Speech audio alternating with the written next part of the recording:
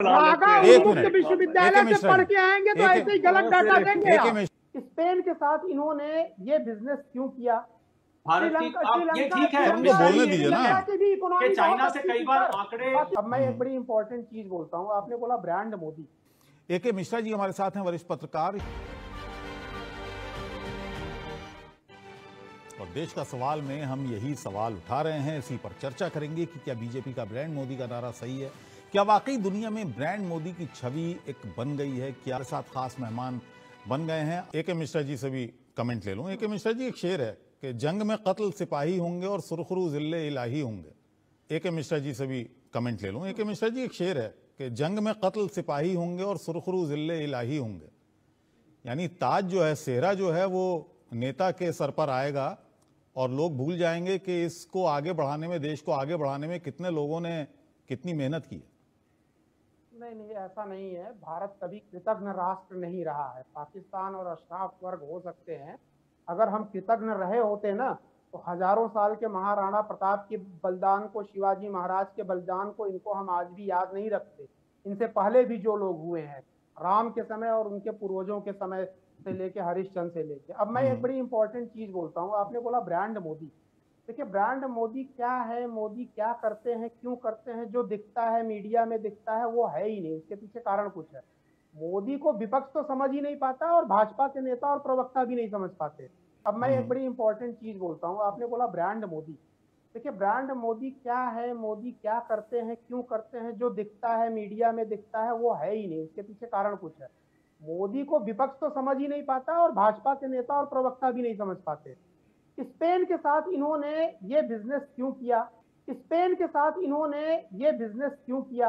ये चाहते तो भाई स्पेन से बेटर टेक्नोलॉजी अमेरिका में है, रशिया में है, जर्मनी में है। 50 देश एविएशन के फील्ड में स्पेन से ज्यादा विकसित है। इसके पीछे एक हिस्टोरिकल पस मंजर है।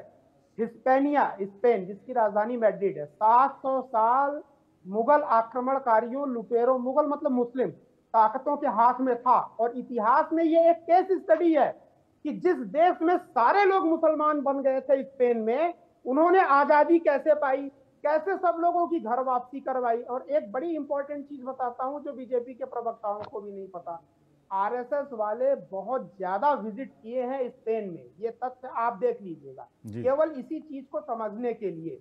तो बिजनेस करना रिलेशनशिप को बढ़ाने के लिए एक बहाना होता है, एक माध्यम होता है। आपने तारीख की बात की ए.के. मिश्रा जी, लेकिन तारीख मैंने भी पढ़ी है और वो जो 700 साल थे वो स्वर्णिम काल था स्पेन का, हिस्पानिया का। आप जानते हैं इस बात को? अरे सर, क्या बात कर रहे हैं आप, उल्टी गंगा पार। स्वर्णिम काल इसलिए थोड़ी होता है कि ताजमहल बन गया, सोने के सिक्के खनकने लगे, तबले के थाप पे नर्तकियां नाच, ये स्वर्णिम काल नहीं होता है। नहीं, स्वर्णिम काल था। जितना विकास उस दौर में हुआ, विकास कभी स्वर्णिम काल का नहीं हो रहा है। विकास कभी कोई मुद्दा ही नहीं। महाराणा प्रताप विकास के लिए लड़ रहे थे कि स्वाधीनता के लिए लड़ रहे थे? पाकिस्तान विकास के लिए लड़ रहा है। घास रोटी खाएंगे, एटम बम बनाएंगे। इस्लामी आइडियोलॉजी जो रही है वो विकास के लिए रही है कि अपने सिद्धांतों के लिए रही है? तो उसके सिद्धांतों पर वो कहां है, आप देखिए। अरे सुन लीजिए, अरे सुनिए सर, इजराइल ने अभी जो अटैक किया है अब गाजा वगैरह को, तो गाजा वाले जो लड़ रहे थे वो विकास, इजराइल तो वैसे पैसा दिए पड़ा है, सारी सुविधा दिए पड़ा है, क्यों नहीं इजराइल में मिल जाते हैं? वो तो अपनी जमीन के लिए लड़ रहे हैं। तो सिद्धांतों के लिए लोग लड़ते हैं ना। तो आप नरेशन क्यों चेंज कर रहे हैं? नहीं, नरेशन चेंज नहीं कर रहा सर, वो उसकी तारीख मैंने पढ़ी है सर, स्पेन की तारीख मैंने पढ़ी। तारीख को गलत प्रेजेंट बांग्लादेश में क्या? मैंने जब किंग रॉड्रिग्स वहां पर हुआ करता था, मैंने तब की तारीख पढ़ी। और किंग रॉड्रिग्स ने वहां पर क्या क्या किया है ये आप जरा तारीख में जाकर देखिए। और उसके बाद फिर जो स्वतंत्रता पहला पैरामीटर होता है। कौन शासक होगा ये वहां की जनता हमेशा उसके लिए विद्रोह, किसी भी देश की जनता विदेशी शासकों को कभी भी जो है स्वीकार नहीं करती। ठीक है, चलिए आप दूसरी तरफ ले गए। बहरहाल हम भारत की बात कर रहे हैं यहाँ। भारत में अब हम भारत की बात करेंगे, बिलियन ट्रिलियन इकोनॉमी में भी बात हम करेंगे, उसमें कोई दिक्कत नहीं है, नेक्स्ट फेज में करेंगे। हिस्टोरिकल पथ मंजर जानना जरूरी है, रूट कहाँ पे है ये जानना जरूरी। क्यों इंटरेस्टेड हुआ भारत स्पेन के साथ इतने संबंध बनाने के लिए? ठीक है।